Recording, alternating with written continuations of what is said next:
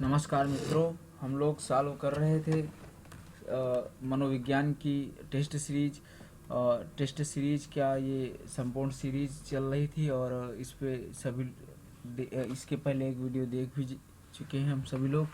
चलिए उसी के आगे वीडियो कंटिन्यू करते हैं। आज देखेंगे पुनर्बलन का सिद्धांत, जिसे हल का सिद्धांत भी बोला जाता है। और इन्होंने दिया था यह सिद्धांत सी एल हल ने पुनर्बलन का सिद्धांत या हल का सिद्धांत, ठीक है, निवासी हैं यूएसए के। इन्होंने यह सिद्धांत थार्नडाइक व पावलोव, थार्नडाइक की भूखी बिल्ली और पावलोव का कुत्ता के पद्धति पर दिया है। सन 1915 में अपनी पुस्तक प्रिंसिपल बिहेवियर में यह सिद्धांत दिया था। तो ये चीज़ जो इम्पोर्टेंट हो जाती है कि सन 1915 में अपनी पुस्तक, और पुस्तक का नाम था प्रिंसिपल बिहेवियर अर्थात व्यवहार के सिद्धांत, ठीक है, इसका हिंदी अर्थ। इसके बाद ये चीज़ आप इसको इम्पोर्टेंट मान के रट लीजिएगा। इसके बाद इसका देखते हैं। यह सिद्धांत आवश्यकता पर बल देता है। प्रयोग किया था बिल्ली चूहे, जो थार्नडाइक ने किया था बिल्ली पे, और चूहे पर स्किनर ने किया था।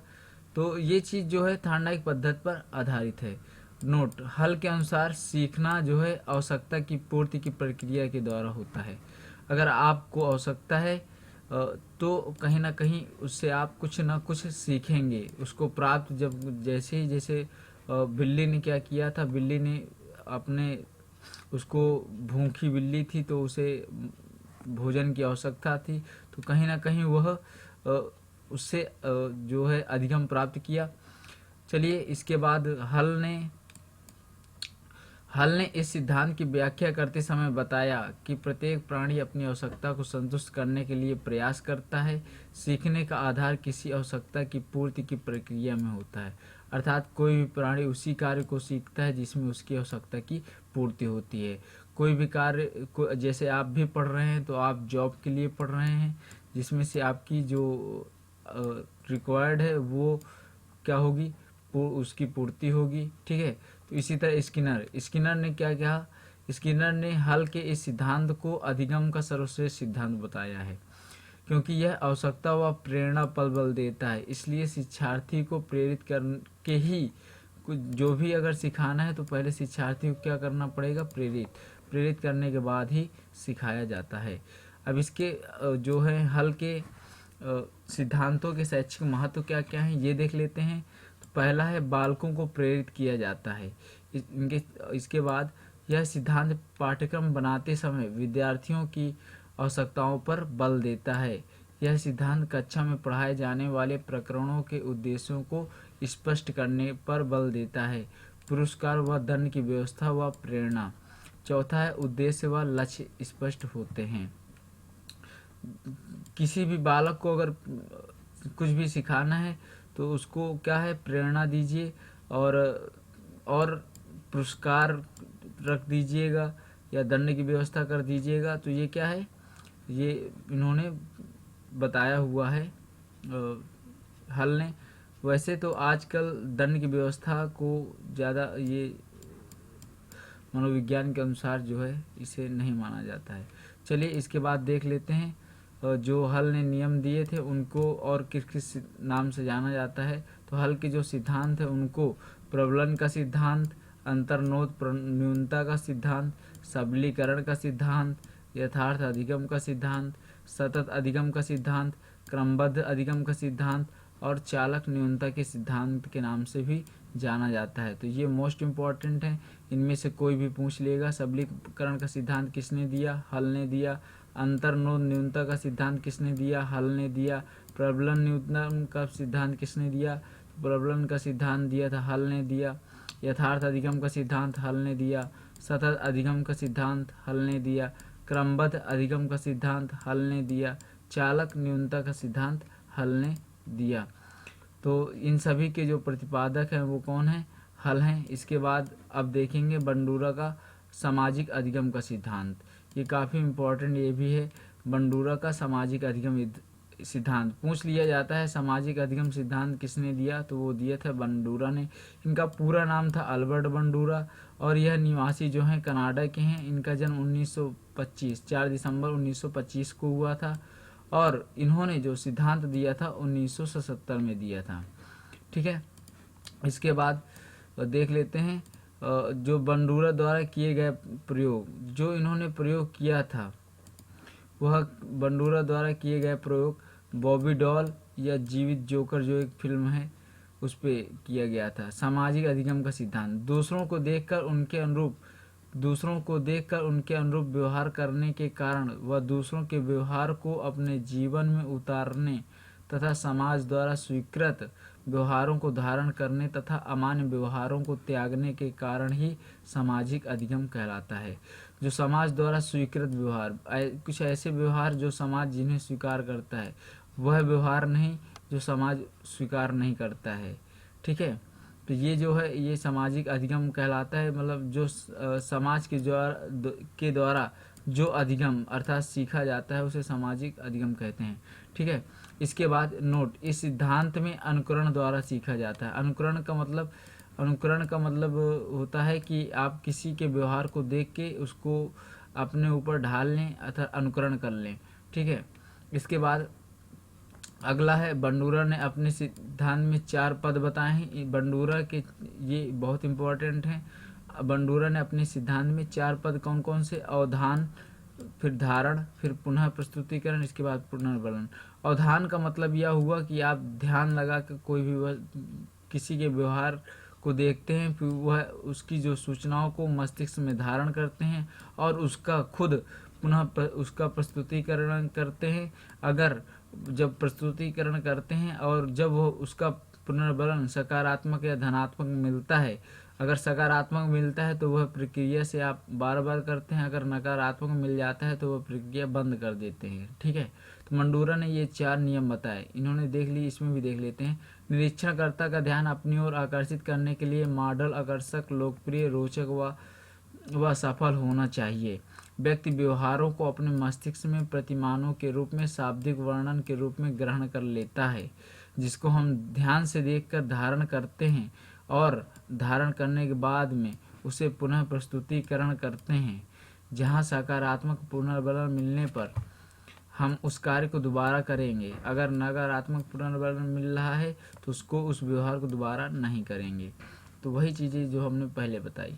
इसके बाद बंडूरा द्वारा बताए गए सामाजिक अधिगम सिद्धांत में व्यक्ति अपने आप को निम्नलिखित क्रियाओं द्वारा संतुलित रखता है। कौन कौन से वो देख लेते हैं।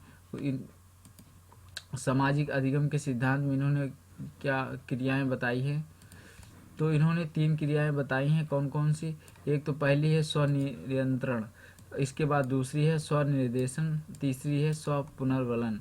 स्वनियंत्रण के अंतर्गत 3 भाग आ जाते हैं। स्वनिरीक्षण, अपने आप के व्यवहार को देखकर निरीक्षण करना, फिर इसके बाद विवेकपूर्ण उसमें निर्णय लेना, इसके बाद वह अगर पुनर्बलन उसका वो जो क्रिया है वो अगर सकारात्मक है तो वो स्व अनुक्रिया उसको करेंगे, अन्यथा नहीं करेंगे। इसके बाद स्वनिर्देशन, अधिगम करता हुआ स्वनिर्देशन द्वारा अपने व्यवहार को निर्देशित करने की प्रभावी युक्ति का प्रयोग कर सकते हैं।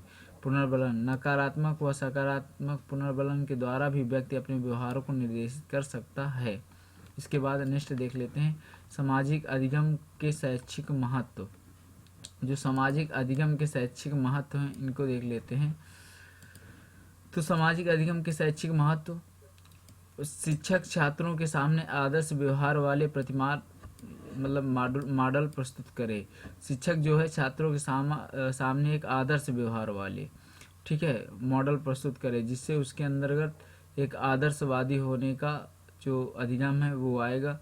और इसके बाद दूसरा है बुरे व्यवहार उपस्थित न होने दें। तीसरा है स्व नियंत्रण की विधि अपनाएं। इसके बाद चौथा है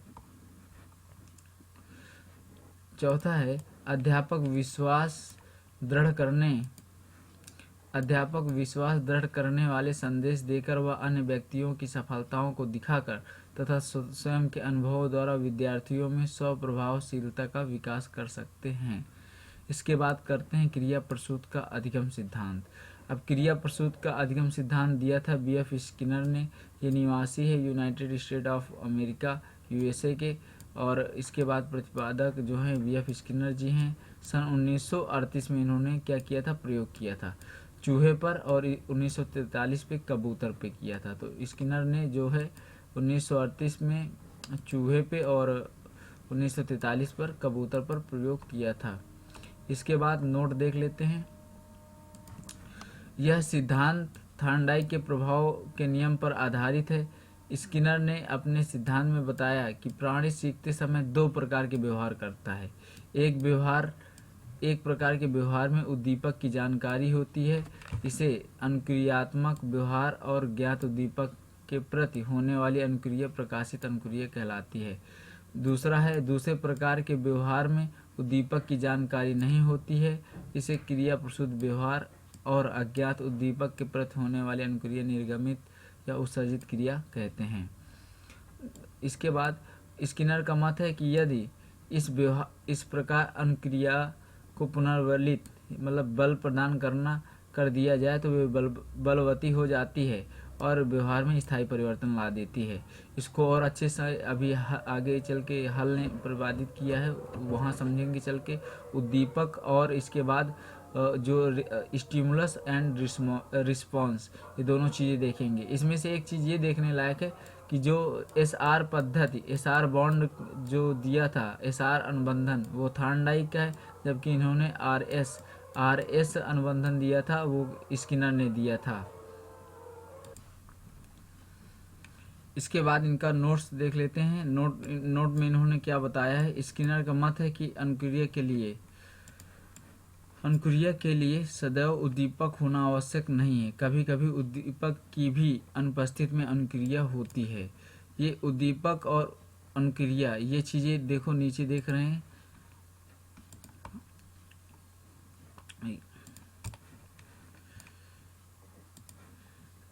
स्किनर ने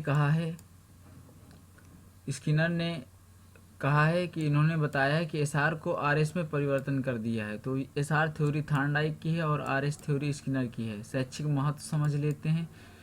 अवांछित व्यवहारों को नकारात्मक पुनर्वलन प्रदान करके रोका जा सकता है। अध्यापक छात्रों को वांछित व्यवहार को प्रशंसा, पुरस्कार, प्रोत्साहन और अपनी सहमत से पुनर्बलित कर दे तो ऐसे विद्यार्थी व्यवहार को बार बार करना चाहेगा। तीसरा है विद्यार्थी को तत्काल पुनर्बलन देना चाहिए।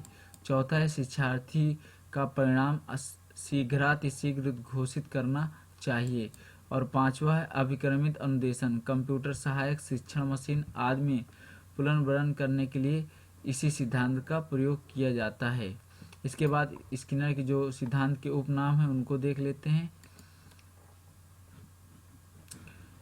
इनके सिद्धांतों के जो उपनाम हैं, इनका तो पहला जो आरएस रिस्पॉन्स स्टिमुलस का सिद्धांत, इसके बाद दूसरा है सक्रिय अनुबंधन का सिद्धांत, तीसरा है व्यवहारिक सिद्धांत, इसको नैमनैतिक सिद्धांत कहते हैं, और पांचवा है कार्यात्मक प्रतिबंधता का सिद्धांत। इसके बाद नेक्स्ट देख लेते हैं।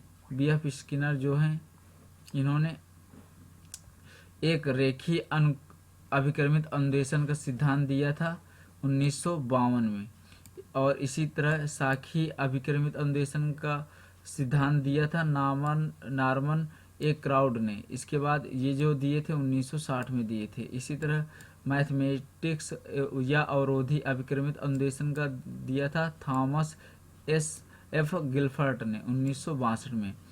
अब इसके बाद देख लेते हैं भारत में पहली बार प्रयोग इलाहाबाद में 1969 में हुआ था। ये नोट बहुत इम्पोर्टेंट है, इसको आप देख लीजिएगा। भारत में पहली बार प्रयोग इलाहाबाद में 1969 में किया गया। इसके बाद अब देख लेते हैं पावलोव का अनुकूलित अनुक्रिया का सिद्धांत। जो पावलोव जी हैं, इन्होंने, अब इस पे समझेंगे, जो इसके ऊपर जो सारा कुछ पढ़ के आए हैं तो इसमें समझेंगे पावलोव का अनुकूलित अनुक्रिया का सिद्धांत। तो इसमें इन्होंने, जो इसके प्रतिपादक हैं आईपी पावलोव, ये शरीर शास्त्री थे, निवासी हैं रूस के, और इन्होंने सिद्धांत दिया था 1904 पर, और इन्होंने जो प्रयोग किया था वो किया था कुत्ते पर। प्रयोग इन्होंने किया था किस पे, कुत्ते पर। अब इन्होंने कुछ 60 की दे रखी, इनको समझेंगे। यूसीएस, यूसीएस का मतलब होता है अनकंडीशनल स्टिमुलस, अर्थात स्वाभाविक उद्दीपक। अब इन्होंने जो कुत्ते पर प्रयोग किया था वो स्वाभाविक उद्दीपक क्या रखा था, स्वाभाविक उद्दीपक रखा था भोजन। जो इन्होंने स्वाभाविक उद्दीपक क्या रखा था, भोजन। ये एग्जाम पे कई बार पूछा गया है कि जो पावलोव के अनुकूलित अनुक्रिया का सिद्धांत है, इन्होंने जो कुत्ते पर प्रयोग किया है तो वहाँ पे अनकंडीशनल स्टिमुलस क्या था, अर्थात स्वाभाविक उद्दीपक क्या था, तो वो था भोजन।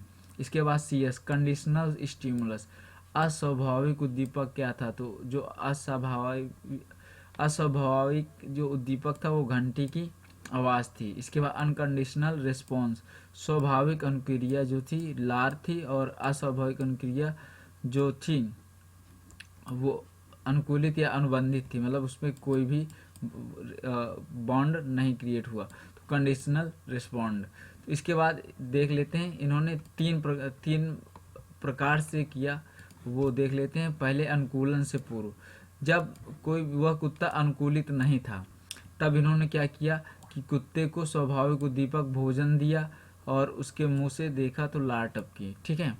तो उन्होंने क्या किया, स्वाभाविक उद्दीपक दिया जिसमें से भोजन रखा स्वाभाविक उद्दीपक के रूप में, और अनुक्रिया लार मिली। इसके बाद उन्होंने क्या किया, सेकेंड अनुकूलन के दौरान, इसके बाद धीरे धीरे देते गए। इसके बाद क्या हुआ, कुत्ते के मस्तिष्क में एक अनुबंधित उत्पादित उद्दीपक और अनुबंधित अनुक्रिया बन गई। क्या हुआ कि वह जो है भोजन आता तो लार टपकाता, ठीक है। इसके बाद अनुकूलन के दौरान, अब ये क्या हुआ था, भोजन वह अनुकूलित हो गया था। इसके बाद क्या हुआ, पावलोव जी ने एक अस्वाभाविक उद्दीपक रख दिया। क्या अस्वाभाविक रखी, घंटी। पहले घंटी बजाते, इसके बाद फिर भोजन लाते, इसके बाद फिर प्रक्रिया लार की होती, ठीक है।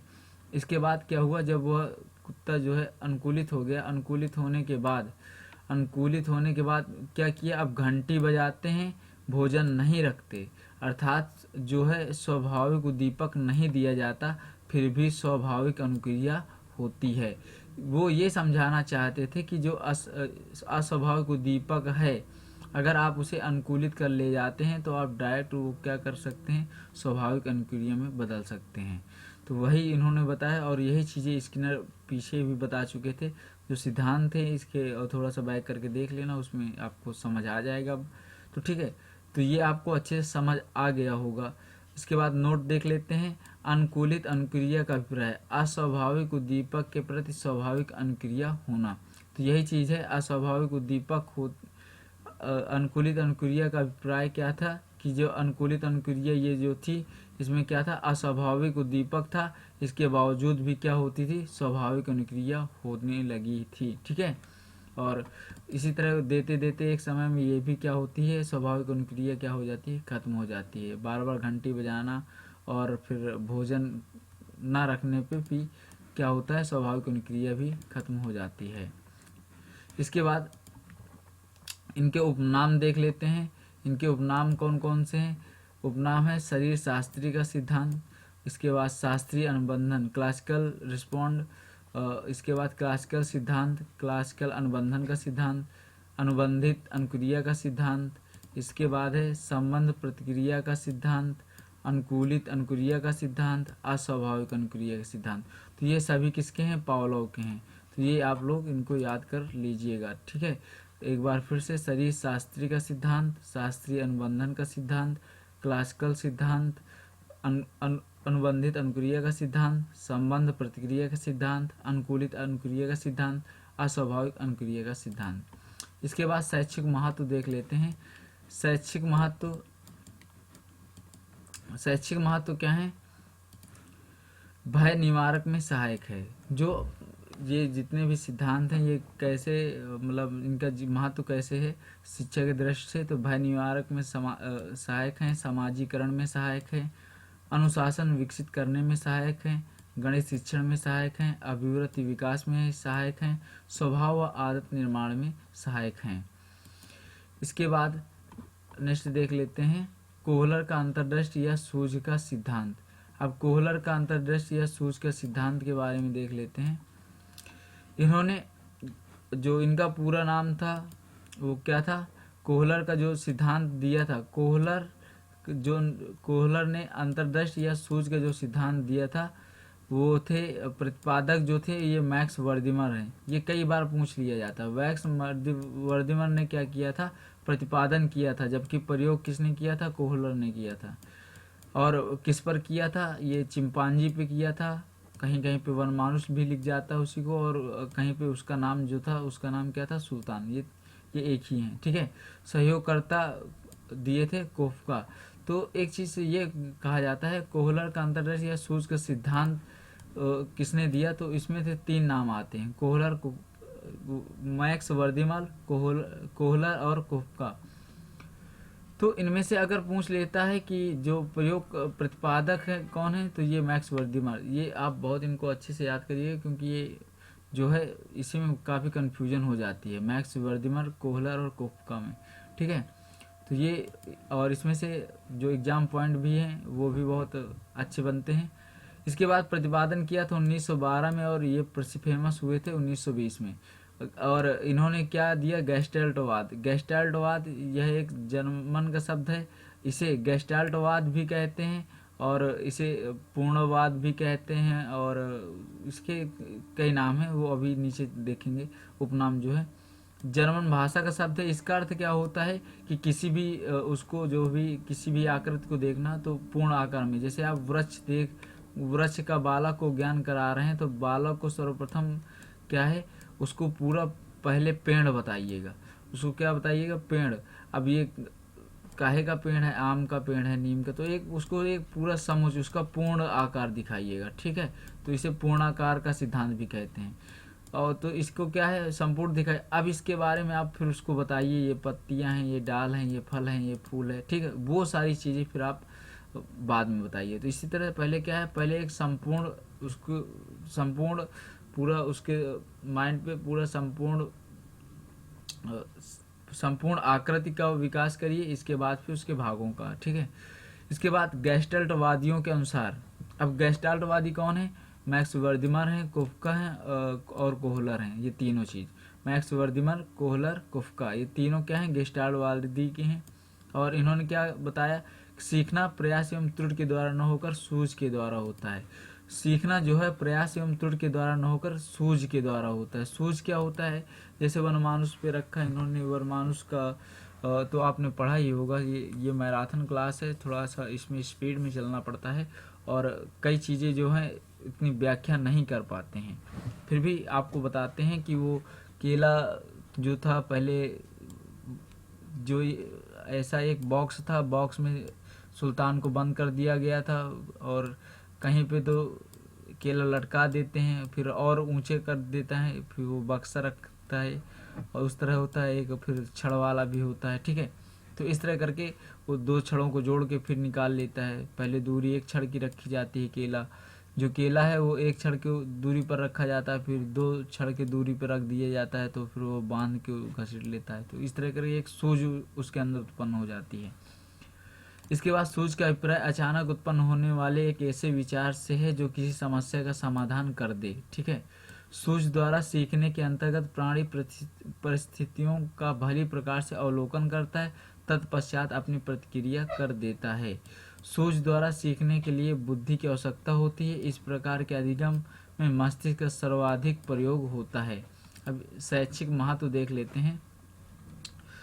शैक्षिक महत्व कौन कौन से हैं, जो शैक्षिक महत्व में पहला है समस्या का पूर्ण रूप से प्रस्तुतिकरण, तत्पर होना, विषय वस्तु का उचित संगठन व क्षमता के अनुसार विषय वस्तु, रचनात्मक कार्यों के लिए उपयोगी, कठिन विषयों के लिए उपयोगी, कला संगीत साहित्य के लिए उपयोगी, जो है ये क्रो एंड क्रो ने कहा है, लक्ष्य प्राप्ति में सहायक है, ड्रेवर ने कहा है, समस्या समाधान आधारित शिक्षा है, स्वयं खोजकर सीखना। तो इनमें से ये 2 चीज़ बहुत मेन है। लक्ष्य प्राप्ति में सहायक किसने कहा है, ड्रेवर ने, और कला संगीत साहित्य के लिए उपयोगी है, क्रो एंड क्रो के अनुसार। इसके बाद नेक्स्ट देख लेते हैं जीन पियाजे का संज्ञानवादी सिद्धांत। अब जीन पियाजे का संज्ञानवादी सिद्धांत देखते हैं। यह निवासी कहाँ के थे? तो यह स्विट्जरलैंड के निवासी थे। यह निवासी कहाँ के थे? स्विट्जरलैंड के। और जो इनको सहयोगी जो थे बारवेल इन्हें रडर थे। तो जीन पियाजे ने क्या किया था? जीन पियाजे ने संज्ञानात्मक पक्ष पर बल देते हुए संज्ञानवादी विकास का प्रतिपादन किया। इसलिए जीन पियाजे को विकासात्मक मनोविज्ञान का जनक कहा जाता है। तो विकासात्मक मनोविज्ञान के जनक कौन है? जीन पियाजे हैं। विकास प्रारंभ कब कहाँ? गर्भावस्था से, जबकि संज्ञान अवस्था शैशवावस्था से प्रारंभ होकर जीवन पर्यंत चलता रहता है। जीन पियाजे ने मानव संज्ञान विकास को 4 अवस्था पर समझाया है। अब 4 अवस्थाओं पे समझाया है। कौन कौन सी अवस्थाएं? संवेदी पेशी अवस्था, पूर्ण संक्रियात्मक अवस्था, मूर्त संक्रियात्मक अवस्था और इसके बाद अमूर्त या औपचारिक अवस्था। ये ठीक है। तो ये 4 अवस्थाओं पे समझाया है। एक एक अवस्थाओं पे पढ़ते हैं।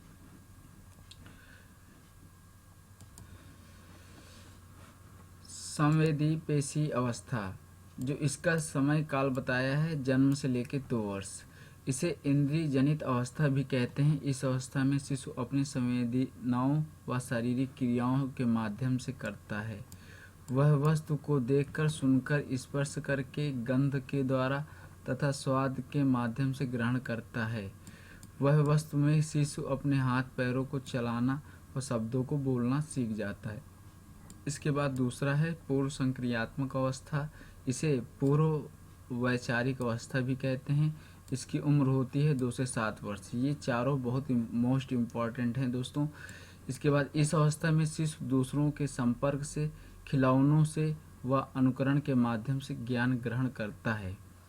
वह अक्षर लिखना, गिनती गिनना, रंगों को पहचानना, वस्तुओं को क्रम में रखना, हल्की भारी वस्तु का ज्ञान होना, माता पिता की आज्ञा मानना, पूछने पर नाम बताना और घर के छोटे छोटे कार्यों में भाग लेना। इसके बाद इस अवस्था में बालक तार्किक चिंतन करने योग्य नहीं होता है, इसलिए इसे अतार्किक चिंतन कहते हैं। इसके बाद मूर्त संक्रियात्मक अवस्था को देख लेते हैं। मूर्त संक्रियात्मक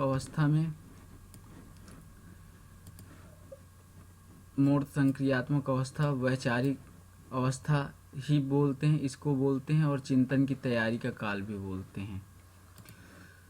तो इसमें क्या होता है? इस अवस्था में चिंतन की शुरुआत हो जाती है, लेकिन उसका चिंतन केवल मूर्त अर्थात प्रत्यक्ष जो सामने वस्तुएं होती हैं उन्हीं तक सीमित रहता है। इसलिए इसे मूर्त चिंतन की अवस्था के नाम से जाना जाता है। इस अवस्था में बालक 2 वस्तुओं के बीच अंतर करना, तुलना करना, समानता व असमानता, सही व गलत का भेद करना, ये बताने लग जाता है और सीख जाता है। इसके बाद इस अवस्था में बालक दिन, तारीख, महीना, वर्ष आदि बताने में योग्य हो जाता है। इसके बाद चौथी जो अवस्था है, इसकी 7 से मूर्त अवस्था जो है 7 से 12 वर्ष है, और 12 से 15 वर्ष कौन सी है? औपचारिक अवस्था, या इसे अमूर्त अवस्था भी कहते हैं। ठीक है। तो इसमें देख लेते हैं इसमें क्या क्या है। इस अवस्था में किशोर मूर्त के साथ साथ अमूर्त चिंतन करने योग्य भी हो जाता है, इसीलिए इसे तार्किक अवस्था भी कहते हैं। इस अवस्था में चिंतन करना, कल्पना करना, निरीक्षण करना, समस्या समाधान आदि मानसिक योग्यताओं का विकास हो जाता है। इसके बाद जीन पियाजे का शिक्षा में योगदान, ये देख लेते हैं। जीन पियाजे का शिक्षा में योगदान। बाल केंद्रीय शिक्षा पर बल दिया इन्होंने।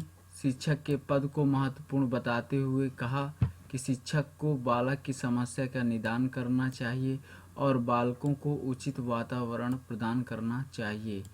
और इन्होंने स्कीमा दिया। जीन पियाजे ने बुद्धि को, जीव विज्ञान को स्कीमा की भांति बताया है। इसके बाद मानसिक संरचना को व्यवहारगत समानांतर प्रक्रिया जीव विज्ञान में स्कीमा कहलाती है, अर्थात किसी उद्दीपक के प्रति विश्वसनीय अनुक्रिया को स्कीमा कहते हैं।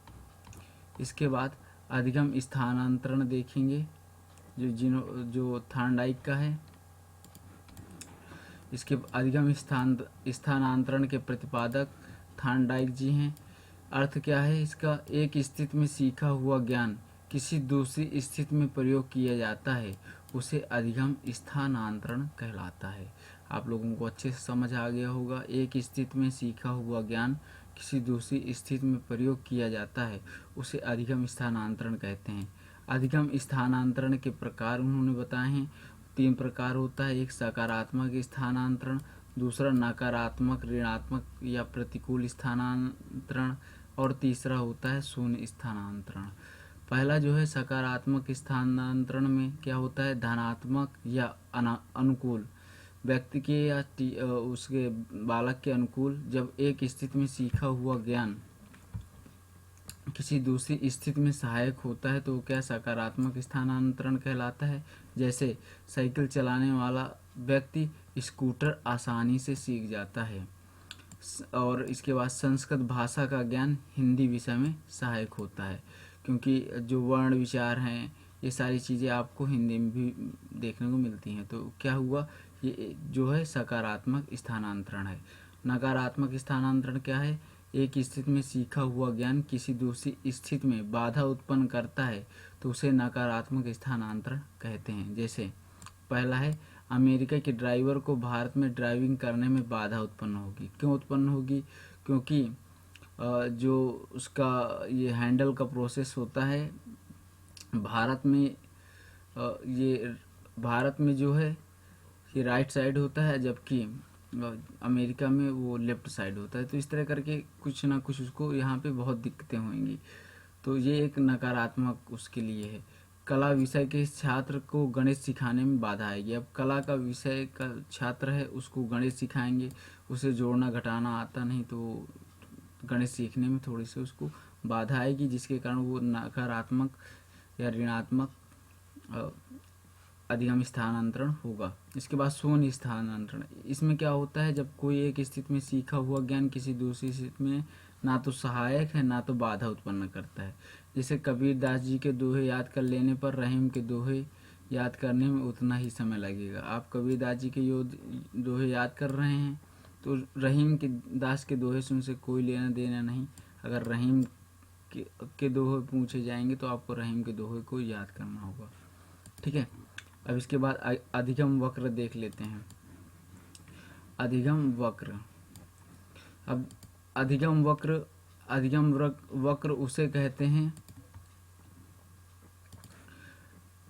हम उसे कह सकते हैं जो सीखने के कम, अधिक, शून्य आदि को प्रदर्शित करता है। इसको देखेंगे। पहला है सरल रेखीय गति या सरल रेखीय वक्र। तो इसमें क्या होता है, जब सीखने की गति एक समान होती है, जब एक समान होती है तो सरल रेखीय वक्र इस तरह बनता है। ठीक है। एक समान होते सरल रेखीय वक्र से प्रदर्शित करते हैं। तो ये जो है सरल रेखीय वृत्त है, इसमें जो सीखने की गति है वो एक समान होगी। इसके बाद उन्नोत्तर वक्र। इसमें आरंभ में सीखने की गति तीव्र होती है, फिर धीरे धीरे मंद होती जाती है। देखिएगा, पहले तीव्र हुई, फिर धीरे धीरे अब ये क्या है, मंद होती जाती है। इसके बाद नतोदर वक्र। इसमें क्या होता है, आरंभ में सीखने की गति मंद हो जाती है। इसमें इसका उन्नोत्तर का अपोजिट होता है कि पहले जो है पहले धीरे धीरे सीखेगा, इसके बाद फिर क्या हो जाएगी, फिर सीखने की जो होगी वो क्या होगी, तीव्रता तेज हो जाएगी। इसके बाद लास्ट वाला वक्र देख लेते हैं, मिश्रित वक्र। मिश्रित वक्र में क्या होता है, उन्नोत्तर व नतोत्तर का मिला जुला ये रूप है कि इसमें क्या होता है, पहले तेज होगी, फिर धीमी होगी, फिर तेज होगी, धीमी, इस तरह करते हुए ये आरेख चलता रहेगा। तो ये मिश्रित वक्र कहलाता है। अब इसमें पूछा जाने वाला क्वेश्चन अधिकतर होता है कि अधिगम का पठार क्या होता है। तो अधिगम का पठार समझ लेते हैं। जो अधिगम का पठार है, जब सीखने की गति रुक जाती है, ना तो उन्नति होती है ना अवनति होती है, तो उसे क्या कहते हैं, अधिगम पठार कहते हैं। इसका चित्र बना के दिखा देते हैं। इस तरह होता है। तो इस अधिगम जैसे आप तीव्रता लाए, इसके बाद क्या होता है, एक समय में स्थिर हो जाती है। तो देखो ये वाला जो समय काल होता है, ये वाला, इसके बाद फिर ऐसे चले जाओ, तो ये जो बीच में ये टाइमिंग है, तो इसको पठार बोलते हैं। इसमें ना तो सीखने की गति रुक जाती है, ना तो कोई उन्नति हो रही होती है और ना ही कोई अवनति हो रही होती है। ठीक है, तो ये इतना शेष का ये क्या होता है, अधिगम का पठार होता है। अब कुछ महत्वपूर्ण क्या है सिद्धांत हैं, इनको देख लेते हैं। पहला कोट लेविन का सिद्धांत जो है ये क्षेत्र सिद्धांत, टालमैन का उद्देश्य संकेतवाद का सिद्धांत, गुथरी का प्रतिस्थापन का सिद्धांत, कार्ल रोजर्स का अनुभव या अधिगम का सिद्धांत, अब्राहम मैस्लो का मानवतावादी अधिगम सिद्धांत, मिलर का सूचना प्रक्रियाकरण का सिद्धांत, जेरोम ब्रूनर का है संरचनात्मक सिद्धांत अन्वेषण से। ये दोस्तों इम्पोर्टेंट है, इनको आप याद कर लीजिएगा, स्क्रीनशॉट ले लीजिएगा। इसके बाद नेक्स्ट देख लेते हैं। अब यूनिट चलेंगे तीसरी, बाल विकास। अब इसमें चाइल्ड डेवलपमेंट की बात करेंगे हम लोग, यूनिट 3 पे हैं। अब चाइल्ड डेवलपमेंट पर देखते हैं। अधिगमकर्ता का विकास, शारीरिक विकास, सामाजिक विकास, संवेगात्मक विकास व अन्य, ये सारी चीज़ें हम लोग देखेंगे। सबसे पहले पढ़ते हैं अभिवृद्धि। अभिवृद्धि क्या होती है? देखो, अभिवृद्धि का अभिप्राय कोशिकाओं में होने वाली वृद्धि। अभिवृद्धि के अंतर्गत भार का बढ़ना, ऊंचाई का बढ़ना, शरीर अंगों के आकार में परिवर्तन आना, बालों का बढ़ना, नाखूनों का बढ़ना आदि शामिल है। तो अभिवृद्धि को हम एक तरीके से यह कह सकते हैं कि जो शारीरिक वृद्धि को ही अभिवृद्धि कहा जाता है। इसके बाद फ्रंक के अनुसार, फ्रंक ने क्या बोला है कि कोशिकीय गुणात्मक वृद्धि ही अभिवृद्धि होती है, अर्थात जो शरीर के अंदर कोशिकाएं होती हैं उनमें गुणात्मक वृद्धि ही क्या होगी, अभिवृद्धि होगी। इसके बाद विकास। अब देखो, अभिवृद्धि पढ़ लिया, अब विकास क्या होता है? व्यक्ति में समग्र परिवर्तन का ही विकास है। व्यक्ति में समग्र परिवर्तन ही विकास है। यहाँ परिवर्तन से तात्पर्य, अब इसमें क्या होता है, देखिए, अभिवृद्धि में शारीरिक विकास होता है, जबकि विकास में शारीरिक तथा मानसिक दोनों विकास होते हैं। वास्तव में विकास भी अभिवृद्धियों का योग है। अब एक चीज़ ये होता है कि ये क्वेश्चन एग्जाम में इस बार शायद पूछा भी गया था कि अभिवृद्धि में विकास शामिल है या विकास में अभिवृद्धि शामिल है। तो एक चीज़ याद रखिएगा कि अभिवृद्धि में विकास शामिल नहीं है, जबकि विकास में अभिवृद्धि शामिल है, क्योंकि विकास में शारीरिक और मानसिक दोनों विकास होते हैं, जबकि अभिवृद्धि में सिर्फ शारीरिक विकास होता है, मानसिक विकास नहीं। इसके बाद व्यक्ति में शारीरिक ये हो गया। इसके बाद नई नई योग्यताएं, विशेषताएं, कार्यकुशलताएं प्रदर्शित होती हैं, जैसे हाथ पैर का बढ़ना, धड़ का बढ़ना आदि अभिवृद्धि है। लेकिन इसके कारण जो शारीरिक व मानसिक कार्यकुशलता उत्पन्न होती है उसे विकास कहा जाता है। इसके बाद हरलाक ने बोला, हरलाक के अनुसार परिभाषा दी गई, उसको देख लेते हैं। विकास अभिवृद्धि तक ही सीमित नहीं है, इसकी अपेक्षा इसमें परिपक्व अवस्था के लक्ष्य और परिवर्तनों का प्रगतिशील क्रम निहित होता है। अब देखिए, अभिवृद्धि और विकास में अंतर ये देख लेंगे तो पूरी तरह से समझ आ जाएगा। अभिवृद्धि देखिए, अभिवृद्धि का संबंध शरीर के किसी अंग अथवा उप अंगों में परिवर्तन से है, जबकि विकास समस्त अंगों के समस्यात्मक व समग्र का बोधक है। अभिवृद्धि एक निश्चित समय के बाद रुक जाती है और विकास लेकिन जन्म से लेकर मृत्यु अर्थात निरंतर चलने वाली प्रक्रिया है। अभिवृद्धि का अर्थ संकुचित है, यह विकास की प्रक्रिया का भाग है। और इसमें क्या है, विकास का अर्थ व्यापक है, इसका संबंध न केवल शरीर पक्ष बल्कि संवेगात्मक, सामाजिक, मानसिक आदि सभी पक्षों से है। अभिवृद्धि व्यक्ति में व्यक्तिगत भेद पाए जाते हैं।